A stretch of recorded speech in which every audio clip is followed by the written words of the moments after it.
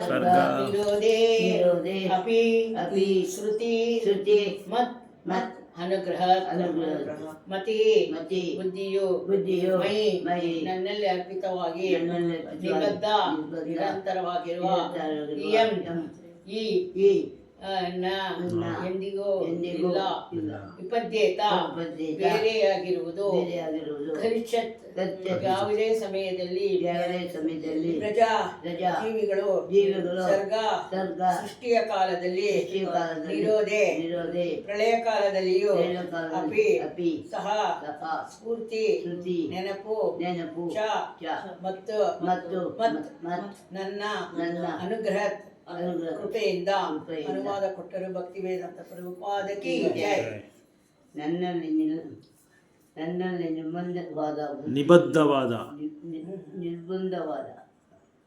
ನಿಬದ್ಧವಾದ ಬುದ್ಧಿ ಎಂದು ನಿಶ್ಚಯವಾಗುವುದು ನಿಷ್ಫಲವಾಗದು.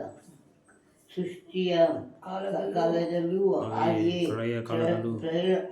ಪ್ರಳಯ ಕಾಲದಲ್ಲಿಯೂ ನನ್ನ ಕೃಪೆಯಿಂದ ನಿನ್ನ ಸ್ತುತಿ ನಿರಂತರವಾಗಿ ಮುಂದುವರಿಯುವುದು. ದೇವೋತ್ತಮ ಪುರುಷನಿಗೆ ಸಲ್ಲಿಸಿದ ಭಕ್ತಿ ಸೇವೆ ಎಂದು ವ್ಯರ್ಥವಾಗಲಾಗದು. ದೇವೋತ್ತಮ ಪುರುಷನು ಶಾಶ್ವತ ಆದ್ದರಿಂದ ಅವನು ಸೇವೆಯಲ್ಲಿ ಸನ್ಮಾನಿತವಾದ ಬುದ್ಧಿ ಅಥವಾ ಭಗವಂತನ ಸಂಬಂಧವಾಗಿ ಮಾಡಿದ ಎಲ್ಲ ಶಾಶ್ವತವಾಗಿರುತ್ತದೆ.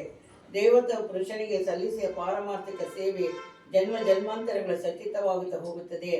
ಭಕ್ತನ ಪೂರ್ಣ ಪಕ್ವಸ್ಥಿತಿಯನ್ನು ತಲುಪಿದಾಗ ಆ ಎಲ್ಲ ಸಂಚಿತ ಸೇವೆ ಒಟ್ಟಾಗಿ ಅವನನ್ನು ದೇವತಾ ಪರಮ ಸಂಘಕ್ಕೆ ಸೇರಲು ಅರ್ಹನಾಗಿಸುತ್ತದೆ ಎಂದು ಭಗವದ್ಗೀತೆ ಹೇಳಿದೆ. ಭಗವಂತನ ಅಂತಹ ಸಂಚಿತ ಸೇವೆಯು ಎಂದೂ ಕ್ಷೀಣಿಸುವುದಿಲ್ಲ, ಬದಲಾಗಿ ಪೂರ್ಣ ಪಕ್ವಸ್ಥಿತಿಯನ್ನು ತಲುಪುವವರಿಗೆ ಹೆಚ್ಚುತ್ತಲೇ ಇರುತ್ತದೆ.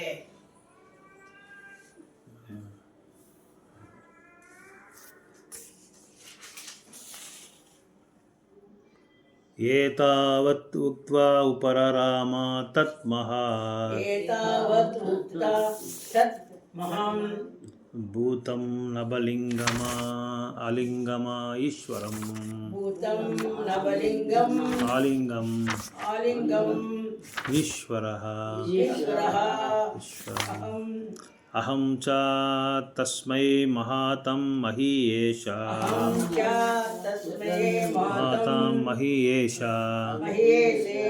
ಶ್ರೀಷ್ಣ ಅವನಾಮಮ ವಿದದೆ ಅನುಕಂಪಿತಃ ತಾವತ್ ಉಕ್ತ್ವಾ ತತ್ ಮಹತ್ ಶ್ರೇಷ್ಠ ಭೂತಾನಾಂ ನವಲಿಂಗಂ ಆಲಿಂಗಂ ಈಶ್ವರಂ ಅಹಂ ಚ ತಸ್ಮೈ ಮಹತಾಂ ಮಹೀಯಸೇ ಅವನಾನಂ ವಿದದೆ ಅನುಕಂಪಿತಃ. ಏತಾವತ್ ಈ ರೀತಿಯಾಗಿ ಹೇಳಿ ಉಪರಾಮಾಂ ನಿಲ್ಲಿಸಿದನು. ಆ ಮಹತ್ ಶ್ರೇಷ್ಠ ಭೂತಂ ಅದ್ಭುತ ನವಲಿಂಗ ಶಬ್ದದಿಂದ ಸಾಕ್ಷಾತ್ವಾಗಿ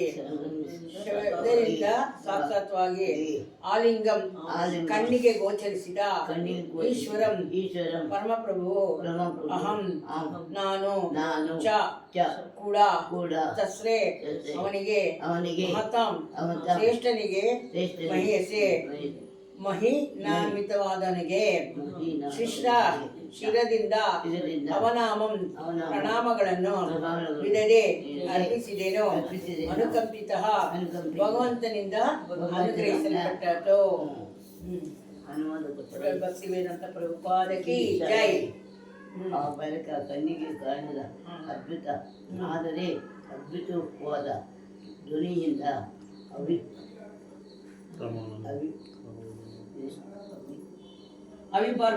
ಅವಿಭಜಿಸಿದ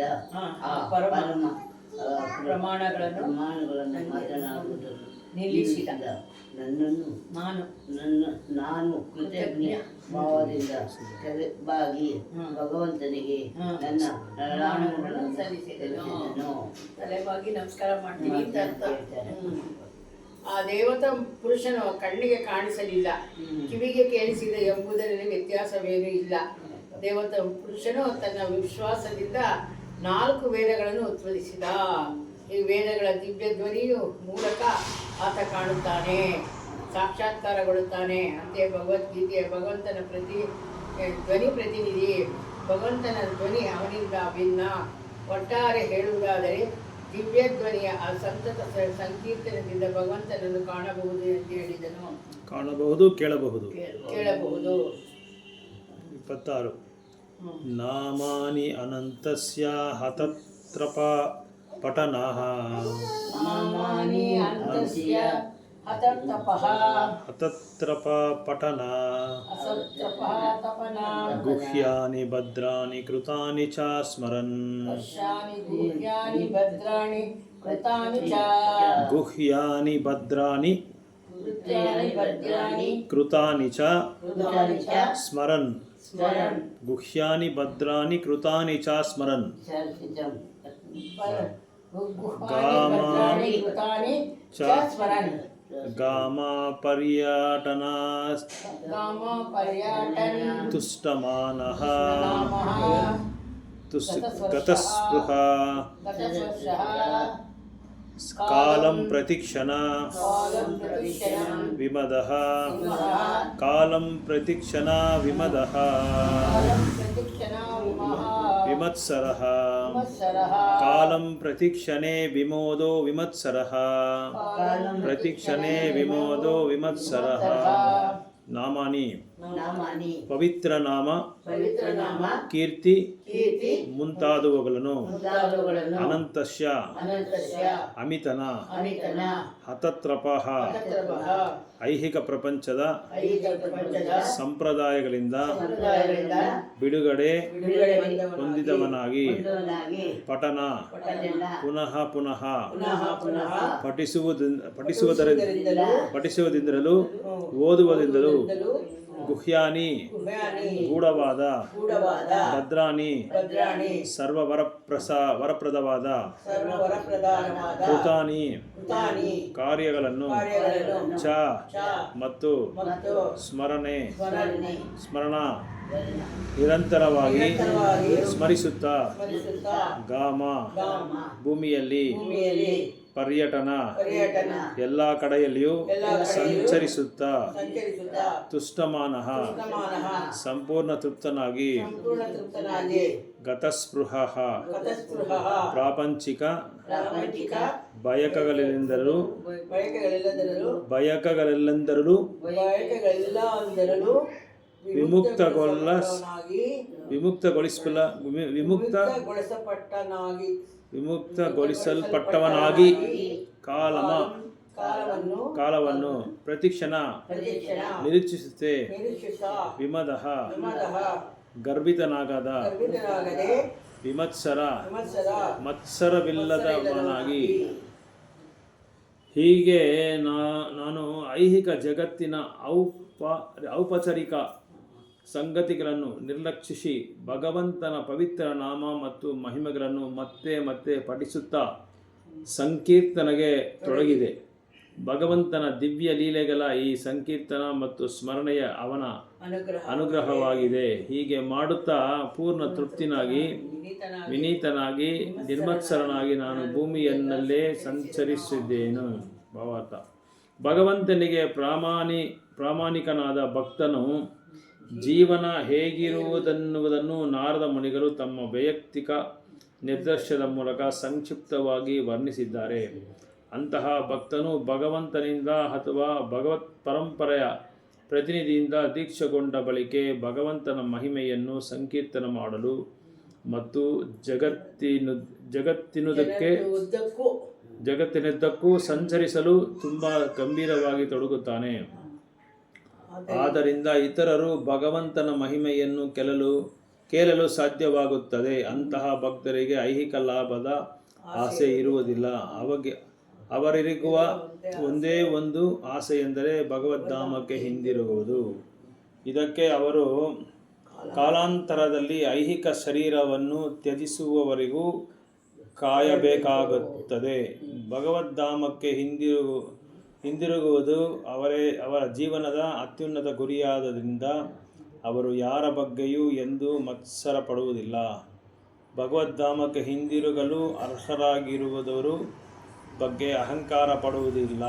ಅವರ ಏಕೈಕ ಕಾಯಕವೆಂದರೆ ಭಗವಂತನ ಪವಿತ್ರ ನಾಮ ಮಹಿಮಾ ಲೀಲೆಗಳನ್ನು ಸ್ಮರಿಸುವುದು, ಸಂಕೀರ್ತನ ಮಾಡುವುದು. ಐಹಿಕ ಲಾಭದ ಉದ್ದೇಶವಿಲ್ಲದೆ ಇತರರ ಕಲ್ಯಾಣಕ್ಕೋಸ್ಕರವೇ ವೈಯಕ್ತಿಕ ಸಾಮರ್ಥ್ಯಕ್ಕೆ ಅನುಗುಣವಾಗಿ ಭಗವಂತನ ಸಂದೇಶವನ್ನು ಪ್ರಚಾರ ಮಾಡುವುದು. ಹರೇ ಕೃಷ್ಣ. ಓಂ ಅಜ್ಞಾನತಿಮಿರಂಧಸ್ಯ ಜ್ಞಾನಾಂಜನ ಶಲಾಕಯ ಚಕ್ಷುರುನ್ಮಿಳಿತಂ ಯೇನ ತಸ್ಮೈ ಶ್ರೀ ಗುರುವೇ ನಮಃ. ಶ್ರೀ ಚೈತನ್ಯ ಮನೋಭೀಷ್ಟಂ ಸ್ಥಾಪಿತಂ ಯೇನ ಭೂತಲೇ ಸ್ವಯಂ ರೂಪ ಕದಾ ಮಹ್ಯಂ ದದಾತಿ ಸ್ವಪದಾಂತಿಕಂ. ಜೈ ಶ್ರೀ ಕೃಷ್ಣ ಚೈತನ್ಯ ಪ್ರಭು ನಿತ್ಯಾನಂದ ಶ್ರೀ ಅದ್ವೈತ ಗದಾಧರ ಶ್ರೀವಾಸಾದಿ ಗೌರ ಭಕ್ತ ವೃಂದ. ಹರೇ ಕೃಷ್ಣ ಹರೇ ಕೃಷ್ಣ ಕೃಷ್ಣ ಕೃಷ್ಣ ಹರೇ ಹರೇ, ಹರೇ ರಾಮ ರಾಮ ರಾಮ ಹರೇ ಹರೇ, ಹರೇ ಕೃಷ್ಣ ಕೃಷ್ಣ ಕೃಷ್ಣ ಹರೇ ಹರೇ, ಹರೇ ರಾಮ ರಾಮ ರಾಮ ಹರೇ ಹರೇ. ಸೊ ನಾರದ ಮುನಿ ತನ್ನ ವೈಯಕ್ತಿಕ ಅನುಭವದ ಭಕ್ತಿ ಸೇವೆಯ ಬಗ್ಗೆ ಇಲ್ಲಿ ವರ್ಣನೆ ಕೊಡ್ತಾನೆ ಇದ್ದಾರೆ ವ್ಯಾಸದೇವರಿಗೆ. ಸೊ ಭಗವಂತ ತನಗೆ ಕಾಣಿಸ್ಕೊಂಡ ಆದಮೇಲೆ ಮೊದಲನೇ ಬಾರಿ ಕಾಣಿಸ್ಕೊಂಡ್ರು, ಎರಡನೇ ಬಾರಿ ಅವರು ಕಾಣಿಸ್ಕೊಂಡಿಲ್ಲ. ಅವರು ಯಾಂತ್ರಿಕವಾಗಿ ಪ್ರಯತ್ನ ಮಾಡಿದ್ರೆ ಭಗವಂತ ನಮಗೆ ದರ್ಶನ ಕೊಡೋದಿಲ್ಲ. ಹಾಗಾಗಿ ನಾವು ನಿಜವಾದ ಭಕ್ತಿ ಸೇವೆಯನ್ನು ಸಲ್ಲಿಸಿದ್ರೇ ಭಗವಂತ ನಮಗೆ ಕಾಣಿಸ್ತಾನೆ. ಆದರೆ ನಾರದ ಮುನಿ ಅಂತ ಶುದ್ಧ ಭಕ್ತರಿಗೆ ಕಾಣಿಸ್ಕೊಂಡಿದ್ದಾರೆ, ನಮಗೆ ಇದುವರೆಗೂ ಕಾಣಿಸ್ಕೊಂಡೇ ಇಲ್ಲ. ಎಷ್ಟೋ ವರ್ಷಗಳಿಂದ ನಾವು ಭಕ್ತಿ ಸೇವೆ ಮಾಡ್ತಾನೆ ಇದ್ದೀರಿ, ಆದರೆ ಒಂದಿನ ನಾವು ಭಗವಂತನ ಹತ್ರ ಮಾತಾಡೋದಾಗಲಿ ದರ್ಶನ ಮಾಡೋದಾಗಲಿ ಯಾವುದೇ ಒಂದು ವ್ಯವಹಾರನೇ ಇಲ್ಲ ಭಗವಂತನ ಹತ್ರ. ನಾವು ನೋಡ್ಬೋದು ಎಷ್ಟೋ ಜನ ಶುದ್ಧ ಭಕ್ತರು ಭಗವಂತನಿಗೋಸ್ಕರ ಭಗವಂತನ ಹತ್ರನೇ ಮಾತಾಡೋರೆಲ್ಲ ಎಷ್ಟೋ ಜನ ಇದ್ದಾರೆ. ಉದಾಹರಣೆ ಕಾಂಚೀಪುರದಲ್ಲಿ ಯಾರು ಅದು ರಾಮಾನುಜರು ಅವ್ರ ಗುರು ಅಲ್ಲ, ಅವರು ಹೆಸರು ಆಮೇಲೆ ಹೇಳ್ತೀನಿ. ಶುದ್ಧ ಭಕ್ತರು ಅವ್ರು ಯಾವಾಗಲೂ ಭಗವಂತನ ಹತ್ರ ಮಾತಾಡ್ತಾನೆ ಇದ್ರು. ಒಂದ್ಸಲ ಅವರು ಕೇಳಿದ್ರು ಭಗವಂತನ ಹತ್ರನೇ, ಯಾರ ಬೇರೆ ಭಕ್ತರೆಲ್ಲ ಸಾಧನ ಮಾಡೋರಲ್ಲ ಅವ್ರ ಹತ್ರ ನೀನು ಹೆಂಗೂ ಭಗವಂತನ ಹತ್ರ ಯಾವಾಗಲೂ ಮಾತಾಡೋಕ್ಕೆ ಇದು ಮಾಲೆ ತೊಗೊಂಡು ಹೋಗ್ತೀಯಲ್ಲ, ಹಾರ ತೋಮಾಲ ಯಾವಾಗಲೂ ಅವರು ತನ್ನ ತೋಟ ಸೆಪರೇಟ್ ಇಟ್ಕೊಂಡಿರ್ತಾರೆ. ಹೂವಿನ ತೋಟ ಇಟ್ಕೊಂಡು ಅದರಲ್ಲಿ ಮಾಲೆ ಎಲ್ಲ ಕೋಣಿಸ್ಕೊಂಡು ಮಾಲೆ ಮಾಡಿಕೊಂಡು ಡೈಲಿ ತೊಗೊಂಡೋಗಿ ಕಾಂಜೀಪುರಂ ಹೋಗ್ತಾರೆ. ಏನೋ ತಟಭಕ್ಷನ ಏನೋ ಅವ್ರ ಹೆಸರು ತುಂಬ ಚೆನ್ನಾಗಿದೆ. ಅವರು ತೊಗೊಂಡೋಗಿ ಆಗ್ತಾ ಇರ್ತಾರೆ ಯಾವಾಗಲೂ, ಅವ್ರ ಹತ್ರ ಮಾತಾಡ್ಕೊಂಡಿರ್ತಾರೆ ಭಗವಂತ ಯಾವಾಗಲೂ ಅವ್ರ ಹತ್ರ. ಅಂಥ ಶುದ್ಧ ಭಕ್ತರು ಶುದ್ಧ ಭಕ್ತಿ ಹೌದೌದು. ಅಲ್ಲ, ಬೇರೆಯವರೆಲ್ಲ ಅವ್ರ ಹತ್ರ ಕೇಳ್ತಾರೆ, ನಾನು ಯಾವಾಗ ಬರ್ತೀನಿ ನಿಮ್ಮ ಇವರು ವರದವರಾಜ್ ಪೆರುಮಾಲ್ ಹತ್ರ ಕೇಳಿ ನಾನು ಯಾವಾಗ ಬರ್ತೀನಿ ಅಂತ ಒಬ್ಬೊಬ್ಬರೊಬ್ಬರು ಅವ್ರು ಕೇಳ್ತಾ ಇರ್ತಾರೆ. ಕೇಳ್ಕೊಂಬನ್ನಿ ಅಂತ ಕಳಿಸ್ತಾರೆ ಇವ್ರನ್ನ. ಒಂದಿನ ಅವರೇ ಕೇಳ್ತಾರೆ, ನಾನು ಯಾವಾಗ ನಿಮ್ಮ ಹತ್ರ ಬರ್ತೀನಿ ಅಂತ ಕೂಡ ಅವರು ಏನೋ ಕೇಳ್ತಾರೆ. ಅದೊಂದು ಲೀಲೆ ಇದೆ. ಪೂರ್ಣ ವೃಕ್ಷನ ಏನೋ ಅವ್ರ ಹೆಸರೇನೋ ಚೆನ್ನಾಗಿದೆ. ಅವರು ಈ ಥರ ಅವರೇ ಶ್ರೀಪಾದ ರಾಮಾನುಜರಿಗೂ ಕೆಲವು ಸಮಯದಲ್ಲಿ ಅವ್ರಿಗೆ ಉಪದೇಶನೂ ಕೊಡ್ತಾರೆ. ಉಪದೇಶ ಕೊಟ್ಟು ನೀನು ಈ ಥರ ಎಲ್ಲ ಭಕ್ತಿ ಸೇವೆ ಮಾಡಬೇಕು ಅಂತೇಳಿ ಉಪದೇಶನೂ ಕೊಡ್ತಾರೆ. ಸೊ ಈಗ ಈ ಥರ ಇಲ್ಲಿ ನಾವು ನಾರದ ಮುನಿ ಅಂತ ಶುದ್ಧ ಭಕ್ತಿನ ನಾವು ಮಾಡೋಕ್ಕಾಗ್ತಾ ಇಲ್ಲ. ಆದರೆ ಶುದ್ಧ ಭಕ್ತಿ ಮಾಡೋದಕ್ಕೆ ನಾವು ಪ್ರಯತ್ನ ಪಡ್ತಾ ಇದ್ದೀರಿ. ಇಲ್ಲಿ ನಾವು ಭಗವಂತನ ನೋಡಬೇಕು ಅಂದರೆ ನಮಗೆ ದರ್ಶನ ಕೊಡೋಕ್ಕೆ ಸಾಧ್ಯವಿಲ್ಲ, ನಮ್ಗೆ ಅರ್ಹತೆ ಇಲ್ಲ, ಅಂಥ ಒಂದು ಶುದ್ಧ ಭಕ್ತಿ ನಮ್ಮ ಹತ್ರ ಇಲ್ಲ. ಅದಕ್ಕೆ ಇಲ್ಲಿ ಚೈತನ್ಯ ಮಹಾಪ್ರಭು ಏನು ಹೇಳಿದ್ದಾರೆ ಅಂದರೆ, ನೀವು ಭಗವಂತನ ನಿಜವಾಗೂ ನೋಡಬೇಕು ಅಂತ ಹೇಳಿದ್ರೆ ನೀವು ಶುದ್ಧ ನಾಮವನ್ನು ನೀವು ಉಚ್ಚಾರಣೆ ಮಾಡಿದ್ರೇ ಭಗವಂತ ನೀವು ನೋಡ್ಬೋದು. ಅದೇ ಥರ ಭಗವಂತನ ಬಗ್ಗೆ ಗುಣಗಳ ಬಗ್ಗೆ ಲೀಲೆಗಳ ಬಗ್ಗೆ ಇದೆಲ್ಲ ನೀವು ಕೇಳ್ತಾ ಇರ್ಬೋದು. ಇದ್ರ ಬಗ್ಗೆ ಕೇಳ್ತಾ ಇದ್ರೇ ನಿಮಗೆ ಭಗವಂತನ ನೀವು ನಾಮದಲ್ಲೇ ನೋಡ್ಬೋದು ಅಂತ ಹೇಳ್ತಾರೆ. ನೀವು ಶುದ್ಧವಾದ ನಾಮ, 3 ವಿಧವಾದ ನಾಮಸ್ಮರಣೆ ಇದೆ. ಒಂದು ಅಪರಾಧ ಇದ್ಕೊಂಡು ನಾವು ನಾಮ ಜಪ ಮಾಡ್ತಾ ಇದ್ದೀವಿ, ಬೇರೆಯವ್ರನ್ನ ಅಪರಾಧ ಮಾಡ್ತೀವಿ, ಭಕ್ತರನ್ನ.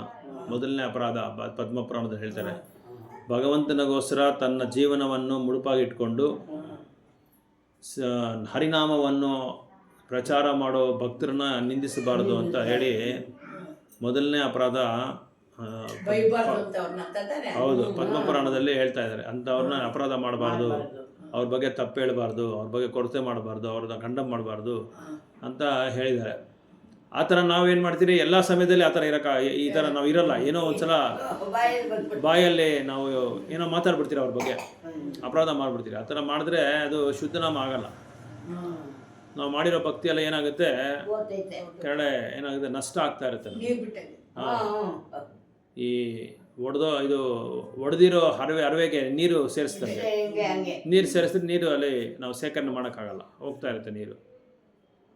ಹಾಗಾಗಿ ಇಲ್ಲಿ ಭಕ್ತಿ ಸೇವೆಯಲ್ಲಿ ನಾವು ತಿಳ್ಕೊಬೇಕಾಗಿರೋದು 3 ವಿಧವಾದ ಹರಿನಾಮ ಜಪ ಇದೆ. ಒಂದು ಭಗವಂತನ ನಾಮನ ಹೇಳ್ಕೊಂಡು ನಾವು ಅಪರಾಧ ಮಾಡ್ತಾ ಇರ್ತೀರಿ. 2ನೇದು ಅಪರಾಧ ಇಲ್ದಿರ ನಾಮ ಮಾಡ್ತೀರಿ. 3ನೇದು ಶುದ್ಧ ನಾಮ. ಫಸ್ಟು ನಾಮ ಅಪರಾಧ, ನಾಮಾಭಾಷು, ಶುದ್ಧ ನಾಮ. ಈ 3 ವಿಧವಾದ ಇದರಲ್ಲಿ ಅಟ್ಲೀಸ್ಟ್ ನಾವು ನಾಮ ಅಪರಾಧದಿಂದ ನಾವು ನಾಮಭಾಷೆಗನ್ನ ಬರಬೇಕು. ನಾಮಾಭಾಷ ಅಂದರೆ ಅಪರಾಧ ಇಲ್ದಿರ ನಾವು ಜಪ ಮಾಡೋದು. 10 ಅಪರಾಧಗಳನ್ನ ನಾವು ತ್ಯಜಿಸ್ಕೊಂಡು ನಾವು ನಾಮ ಅಪರಾಧ ಮಾಡಿದ್ರೆ ಬಿಡಬೇಕು. ಅದನ್ನು ಆಚರಣೆ ಮಾಡಿದ್ರೆ ನಮಗೆ ನಾಮ ಶುದ್ಧ ಬರುತ್ತೆ. ಯಾಕೆ ನಮ್ಮಲ್ಲಿ ನಮ್ಮ ನಾಮ ಶುದ್ಧ ಬರ್ತಾ ಇಲ್ಲ ಅಂತ ಹೇಳಿದ್ರೆ, ನಾವು ಅಪರಾಧಗಳು ಮಾಡ್ಕೊಂಡು ನಾಮ ಹೇಳ್ತಾ ಇದ್ದೀರಿ. ಇನ್ನೊಂದು ಮುಖ್ಯವಾಗಿ ಕಲಿಯುಗದಲ್ಲಿ ನಾವು ಮಾಡ್ತಾ ಇದ್ದೀರಿ ಅಂದರೆ, ನಾವು ಜಪ ಮಾಡುವಾಗ ನಮ್ಮ ಇದು ಏನಾದರೂ ನಾವು ಏಕಾಂತವಾಗಿ ನಾವು ಜಪ ಮಾಡಲ್ಲ. ಏನೇನೋ ನೆನೆಸ್ಕೊಂಡು, ಯಾರ ಬಗ್ಗೆನೋ ನೋಡಿಕೊಂಡು, ಮೊಬೈಲ್ ನೋಡಿಕೊಂಡು, ಇಲ್ಲ ಟಿ ವಿ ನೋಡಿಕೊಂಡು, ಇಲ್ಲ ಪುಸ್ತಕ ನೋಡಿಕೊಂಡು, ಇಲ್ಲ ಮಕ್ಳ ಹತ್ರ ಮಾತಾಡಿಕೊಂಡು, ಇಲ್ಲ ಮನೆಯವ್ರ ಹತ್ರ ಮಾತಾಡಿಕೊಂಡು, ಇಲ್ಲಿ ಆ ಥರ ಮಾಡೋದ್ರಿಂದ ಅದರಲ್ಲಿ ಎಫೆಕ್ಟ್ ಇರಲ್ಲ. ಫಲಿತಾಂಶ ಇದೆ, ಅದ್ರದ್ದು ಎಫೆಕ್ಟ್ ಇರಲ್ಲ. ನಮ್ಗೆ ಅದ್ರ ಮೇಲೆ ಪ್ರಭಾವ ತೋರಿಸಲ್ಲ, ನಮ್ಮ ಮೇಲೆ ಪ್ರಭಾವ ತೋರಿಸಲ್ಲ. ಯಾಕಂದರೆ ಅದರಲ್ಲಿ ಶುದ್ಧ ನಾಮ ಭಗವಂತನ ಬಗ್ಗೆ ನೆನೆಸ್ಕೊತಾ ಇಲ್ಲ ನಾವು. ನಾಮ ಅಂದರೆ ಭಗವಂತ ಅಂತ ಅರ್ಥ. ನಾಮದಲ್ಲಿ ನಾವು ಜಪ ಮಾಡ್ತಾ ಇದ್ದೇನೆ, ಭಗವಂತ ಅಲ್ಲಿ ಇದ್ದಾನೆ ಅಂತ ಅರ್ಥ. ಯಾಕಂದರೆ ನಾಮಕ್ಕೂ ಭಗವಂತನಿಗೂ ಏನು ವ್ಯತ್ಯಾಸ ಇಲ್ಲ. ಅದಕ್ಕೆ ಆ ಶ್ಲೋಕ ನಾನು ಹೇಳಿದ್ದು, ನಾಮ ಚಿಂತಾಮಣಿ ಕೃಷ್ಣ ಚೈತನ್ಯ ರಸ ವಿಗ್ರಹ ಪೂರ್ಣ ಶುದ್ಧೋ ನಿತ್ಯ ಮುಕ್ತೋ ಅಭಿನ್ನತ್ವಂ ನಾಮನಾಮಿನಿ. ನಾಮ ಬಂದು ಚಿಂತಾಮಣಿ ಥರ. ಯಾರಾದರೂ ಇದನ್ನು ಚಿಂತಾಮಣಿ ಕಲ್ಲು ಚಿಂತಾಮಣಿ ವೈಕೊಂಡದ್ದು, ಅದನ್ನ ತೊಗೊಂಬಂದು ಇಲ್ಲಿ ಇಟ್ಟರೆ ಇದು ಫುಲ್ಲು ಗೋಲ್ಡ್ ಆಗಿಬಿಡುತ್ತೆ.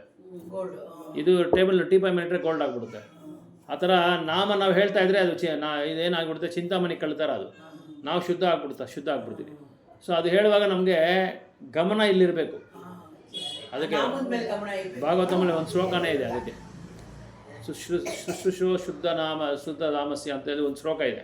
ಆ ಶ್ಲೋಕದಲ್ಲಿ ಹೇಳ್ತಾರೆ, ಯಾರು ಶುದ್ಧವಾಗಿ ಭಗವಂತನ ಕೃಷ್ಣನ ಲೀಲೆಗಳು, ನಾಮವನ್ನು, ಗುಣವನ್ನು ಗಮನ ಇಟ್ಟು ಪ್ರತಿದಿನ ಅದನ್ನು ಕಲಿತಾರೋ ಅವ್ರಿಗೆ ತಕ್ಷಣ ಬಂದ್ಬಿಡುತ್ತಂತೆ ಕೃಷ್ಣ ಭಕ್ತಿ. ತಕ್ಷಣ. ಅದಕ್ಕೇನು ಕಾಲಾವಕಾಶ ಏನು ಬೇಕಾಗಿಲ್ಲ. ಆ ಥರ ಇಲ್ಲಿ ನಾರದ ಮುನಿಗಳು ಹೇಳ್ತಾ ಇದ್ದಾರೆ, ಕೆಲವು ದಿನಗಳು ಏನು ನನ್ನಲ್ಲಿ ನಿಬದ್ಧವಾದ ಬುದ್ಧಿ ಎಂದು ನಿಷ್ಕಲವಾಗದ್ದು ಸೃಷ್ಟಿಯ ಕಾಲದಲ್ಲಿ, ಹಾಗೆಯೇ ಪ್ರಳಯ ಕಾಲದಲ್ಲಿ ನನ್ನ ಕೃಪೆಯಿಂದ ನಿನ್ನ ಸ್ಮೃತಿ ನಿರಂತರವಾಗಿ. ನೀನು ಮಾಡಿರೋ ಭಕ್ತಿ ಸೇವೆಗೆ, ನೀನು ಮಾಡ್ತಾ ಇರೋ ನಾಮ ಜಪಕ್ಕೆ. ಯಾಕಂದರೆ ನಾರದ ಏನು ಮಾಡ್ತಾರೆ, ಸದಾ ಯಾವಾಗಲೂ ಭಗವಂತನ ನಾಮನ ನಾರಾಯಣ ಅಂತ ಹೇಳ್ಕೊಳ್ತಾ ಇರ್ತಾರೆ. ಆಮೇಲೆ ನಾರದ ವೀಣಾ ರಾಧಾ ಮಾಧವ ಏನೋ ಹೇಳ್ತಾರೆ, ರಾಧಾ ಕೃಷ್ಣನ ಏನೋ ಹೇಳ್ತಾರೆ, ರಾಧಾ ರಮಣ ಏನೋ ಹೇಳ್ತಾರೆ. ಅದು ಹಾಡು ಆಡ್ಕೊಂಡೇ ಇರ್ತಾರೆ. ವೀಣೆ ಬಾರಿಸ್ಕೊಂಡು ಆಟ ಆಡ್ಕೊಂಡಿರ್ತಾರೆ. ಅದು ಹಾಡು ಆಡ್ಕೊಂಡೇ ಹೋಗ್ತಾರೆ. ಅವ್ರು ನಿಲ್ಸಲ್ಲ, ಯಾವಾಗಲೂ ಹಾಡ್ಕೊಂಡೇ ಹೋಗ್ತಾರೆ. ಈ ಥರ ಭಗವಂತನ ನಾಮ ನೀನು ಯಾವಾಗಲೂ ನಾನು ಮರೆಯಲ್ಲ ಅಂತ ಹೇಳ್ತಾ ಇದ್ದಾರೆ. ನೀನು ಮಾಡ್ತಾ ಇರೋ ಭಕ್ತಿ ಸೇವೆಗೆ ನಾನು ಮೆಚ್ಚಿಕೊಂಡು ನಿನಗೆ ನಾನು ಅನುಗ್ರಹ ಕೊಡ್ತಾ ಇದ್ದೀನಿ ಅಂತ ಹೇಳ್ತಾರೆ. ನಿರಂತರವಾಗಿ ನೀನು ಯಾವಾಗಲೂ ನನ್ನ ನಾಮ ನೀನು ಜಪಿಸ್ಕೊಂಡೇ ಇರಬೇಕು, ನಿರಂತರವಾಗಿ.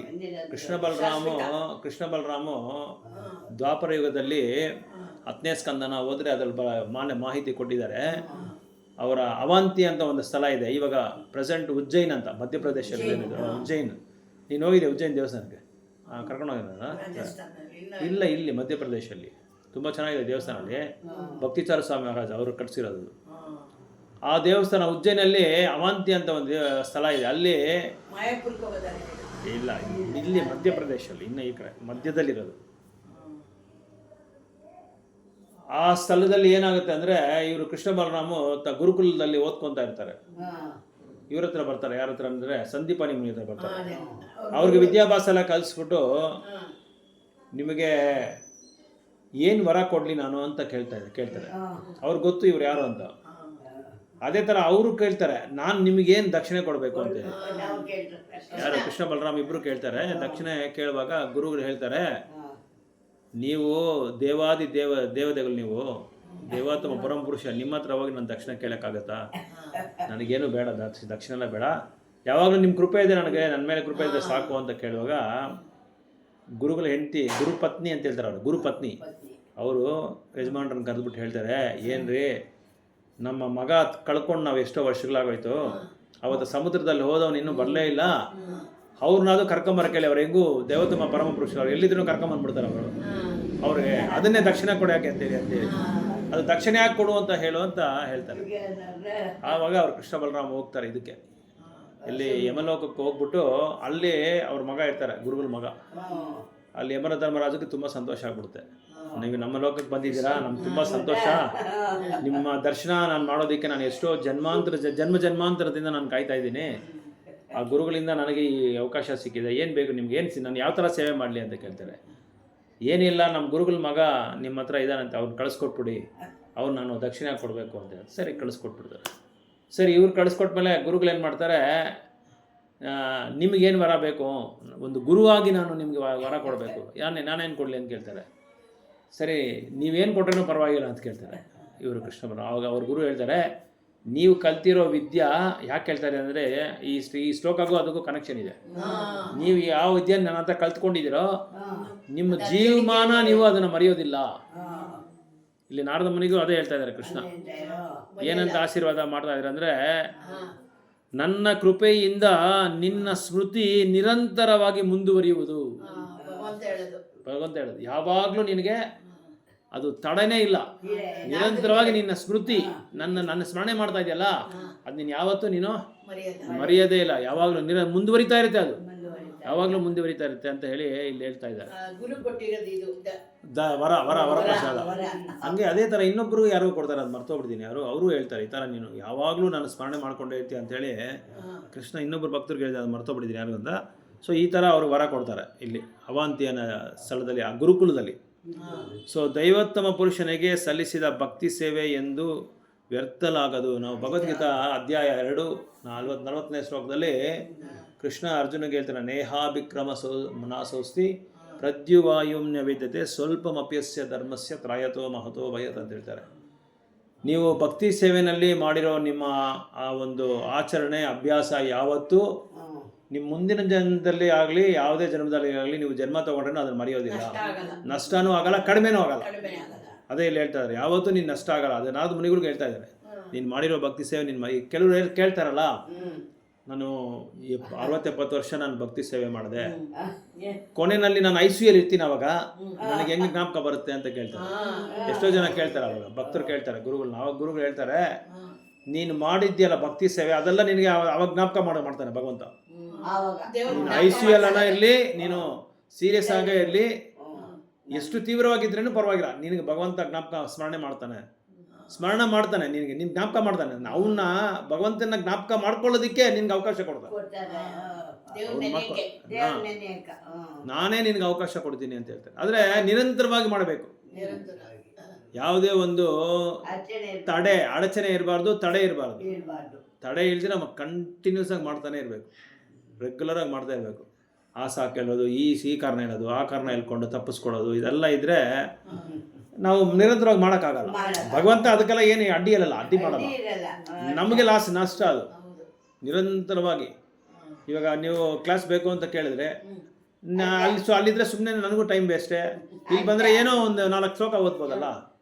ಸೊ ಮೇ ಬಿ ಇದು ನಮ್ಗೆ ಜ್ಞಾಪಕ ಒಳ್ಳೆ ಕಾರ್ಯಕ್ರಮ, ಇದು ಮೇ ಬಿ ನಮ್ಗೆ ಜ್ಞಾಪಕ ಬರ್ಬೋದು. ಇವತ್ತು ಓದಿರೋದು ಆವತ್ತಿನ ದಿನ ನಮ್ಗೆ ಜ್ಞಾಪಕ ಬಂದೇ ಬರುತ್ತೆ.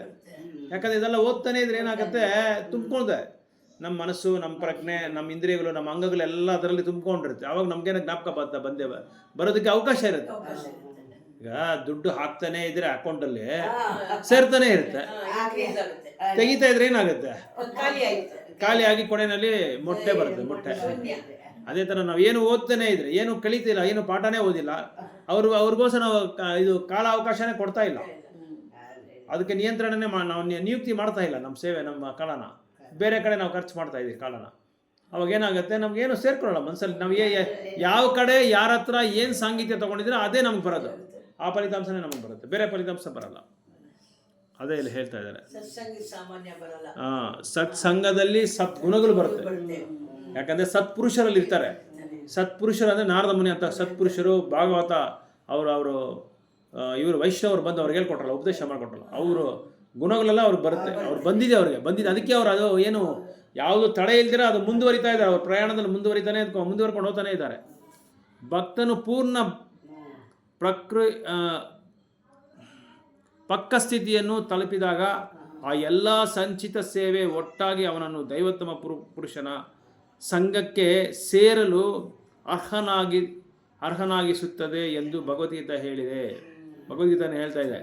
ಯಾವಾಗ ಭಕ್ತ ಬಂದು ತಾನು ತನ್ನ ಸ್ಥಿತಿಯನ್ನು ಅರ್ಥ ಮಾಡಿಕೊಂಡು ತಲುಪಿದಾಗ ಏನಾಗುತ್ತೆ, ದೈವೋತ್ತಮ ಪುರುಷನು ಸಂಘಕ್ಕೆ ಸೇರಲು ಅವಕಾಶ ಕೊಡ್ತದೆ ಈ ಭಕ್ತಿ ಸೇವೆ.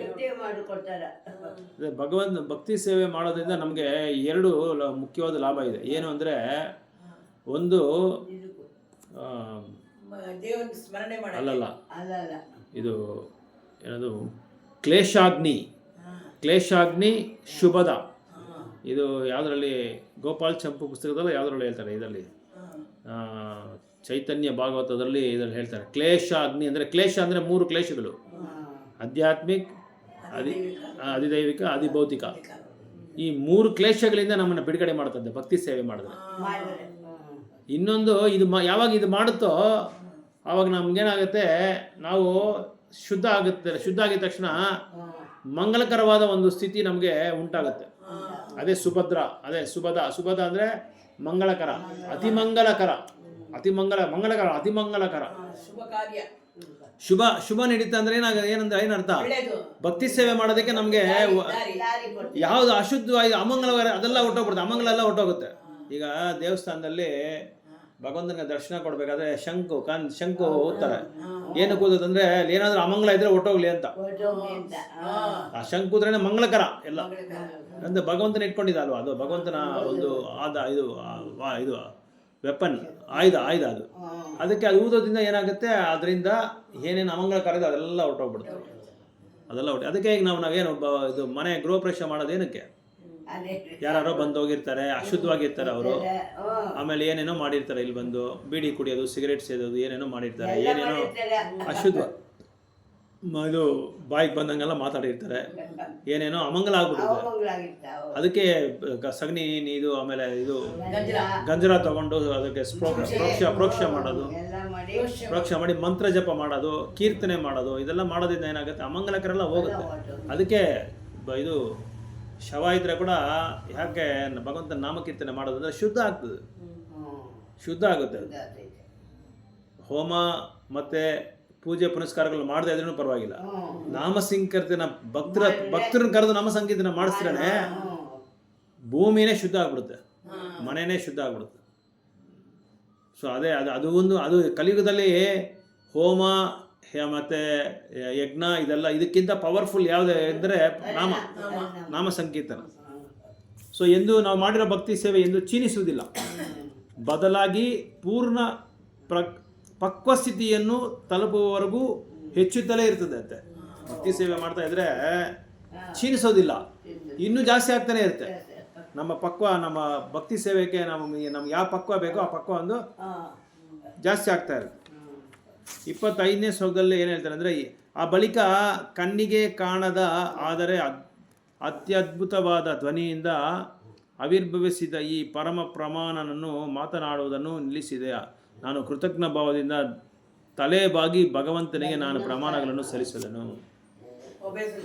ಒಬೇಸನ್ಸ್ ಮಾಡ್ತಾವ್ರೆ ನಾರದ ಮುನಿ. ಈ ಬಳಿಕ ಈ ಥರ ನಾವು ಭಕ್ತಿ ಸೇವೆ ಮಾಡಿಕೊಂಡು ನಾನೇನು ಮಾಡಿದೆ, ಭಗವಂತನಿಗೆ ಒಬೇಸೆನ್ಸ್ ಮಾಡಿದೆ. ಅವು ಭಗವಂತನ ಧ್ವನಿ ಕೇಳಿಸ್ತು. ದರ್ಶನ ಎರಡನೇ ಸಲ ದರ್ಶನ ಕೊಟ್ಟಿಲ್ಲ, ಮೊದಲನೇ ಸಲ ದರ್ಶನ ಕೊಟ್ಟರು, ಎರಡನೇ ಸಲ ಧ್ವನಿ ಕೇಳಿಸ್ತು. ಅಂದ್ರೆ ನಮಗೇನು ಅರ್ಥ ಅಂದ್ರೆ, ನಾವು ನಾಮ ಜಪ ಮಾಡ್ತಾ ಧ್ವನಿ ಕೇಳ್ತಾ ಕೇಳ್ತಾ, ನಾಮದ ಧ್ವನಿ ಕೇಳ್ತಾ ಕೇಳ್ತಾ ಕೇಳ್ತಾ ನಮ್ಗೇನಾಗುತ್ತೆ, ಭಗವಂತ ನಮ್ಮ ಹತ್ರ ಮಾತಾಡೋದಕ್ಕೆ ಸಮಾನ. ನಮ್ಮ ಅವ್ರ ಹತ್ರ ಮಾತಾಡೋಷ್ಟು ಸಮಾನ ಅಂತ. ನಾವು ಭಗವಂತ ಹತ್ರ ಮಾತಾಡಿದ್ರೆ ಯಾವ ಅನುಭವ ನಮಗೆ ಸಿಗುತ್ತೋ, ಯಾವ ಪ್ರಕ್ರಿಯೆ ನಮಗೆ ಸಿಗುತ್ತೋ ಅದಕ್ಕೆ ಸಮಾನ ಅಂತ ಹೇಳ್ತಾ ಇದ್ದಾರೆ ನಾಮ ಜಪ ಮಾಡೋದು ಇದನ್ನು. ಯಾಕಂದ್ರೆ ನಾರದ ಮುನಿ ಅಂತ ಅವ್ರಿಗೆ ಮೊದಲನೇ ದರ್ಶನ ಸಿಕ್ಬಿಟ್ಟು, ನಮ್ಗೆ ಇನ್ನೂ ದರ್ಶನ ಸಿಕ್ಕಿಲ್ಲ. ನಮಗೆ ದರ್ಶನ ಸಿಗ್ಬೇಕಾದ್ರೆ ಶುದ್ಧ ನಾಮದಲ್ಲಿ ನಾವು ಶುದ್ಧ ನಾಮ ನಾವು ಮಾಡಿದ್ರೆ ನಮಗೆ ದರ್ಶನ ಸಿಗುತ್ತೆ ಅಂತ ಅರ್ಥ. ಅದಕ್ಕೆ ನಾರದ ಮುನಿ ತಲೆ ಬಾಗಿಸ್ತಂತೆ, ತಲೆ ಬಾಗಿ ಅವ್ರಿಗೆ ನಮಸ್ಕಾರ ಹಾಕಿದ್ರು ಅಂತ ಹೇಳ್ತಾ ಇದ್ದಾರೆ. ಅಂದರೆ ಅಂಥ ನಾರದ ಮುನಿ ಅಂತ ಶುದ್ಧ ಭಕ್ತರು, ನಾನು ಶುದ್ಧ ಭಕ್ತನು, ನಾನು ಅಂಥವನು ಇಂಥವನು, ನನಗೆ ಅಷ್ಟೊಂದು ಭಕ್ತಿ ಅವತಾರ, ನಾನು ಭಕ್ತಿ ಶಕ್ತಿ ಇದೆ ನನಗೆ ಅಂತೇಳಿ ಏನು ಹೇಳ್ಕೊಳ್ಳಿಲ್ಲ. ತಲೆ ಬಾಗದಂತೆ ತನ್ನ ಅಹಂಕಾರ ಎಲ್ಲ ಬಿಟ್ಟರು, ತನಗೇನೇನು ಅಹಂಕಾರ ಇದೆ ಎಲ್ಲ ಬಿಟ್ಟು ಕೆಳಗಡೆ ತಲೆ ಬಾಗಿಸಿ ಅವ್ರಿಗೆ ಪ್ರಮಾಣಗಳು ಮಾಡಿದ್ರು. ಯಾರಿಗೆ? ಭಗವಂತನಿಗೆ. ಸೊ ದೈವೋತ್ತಮ ಪುರುಷನ ಕಣ್ಣಿಗೆ ಕಾಣಿಸಲಿಲ್ಲ, ಕಿವಿಗೆ ಕೇಳಿಸಿದ್ದ ಎಂಬುದರಲ್ಲಿ ವ್ಯತ್ಯಾಸವನ್ನು ಇಲ್ಲ ಅಂತ ಹೇಳ್ತಾವ್ರೆ. ಕಣ್ಣಿಗೆ ಹಿಂಗೆ ನೋಡೋದು ಒಂದೇ, ಭಗವಂತನ ನಾಮ ಕೇಳೋದು ಒಂದೇ ಅಂತ ಹೇಳ್ತಾರೆ, ವ್ಯತ್ಯಾಸ ಇಲ್ಲ ಅಂತ ಹೇಳ್ತಾ ಇದ್ದಾರೆ ಪ್ರಭುಪಾದರು. ದೈವೋತ್ತಮ ಪುರುಷನು ತನ್ನ ನಿಶ್ವಾಸದಿಂದ 4 ವೇದಗಳನ್ನು ಉತ್ಪಾದಿಸಿದ. ಈ ವೇದಗಳ ದಿವ್ಯ ಧ್ವನಿಯ ಮೂಲಕ ಆತ ಕಾಣುತ್ತಾನೆ.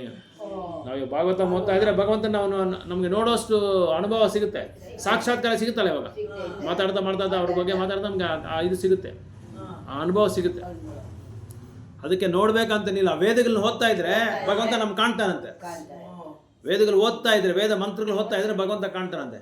ಯಾಕಂದ್ರೆ ಆಚಾರ್ಯರಿಗೆ ಅಷ್ಟೊಂದು ಇದಿರುತ್ತೆ, ಅವ್ರಿಗೆ ಚಮತ್ಕಾರವಾದ ಒಂದು ಜ್ಞಾನ ಇರುತ್ತೆ.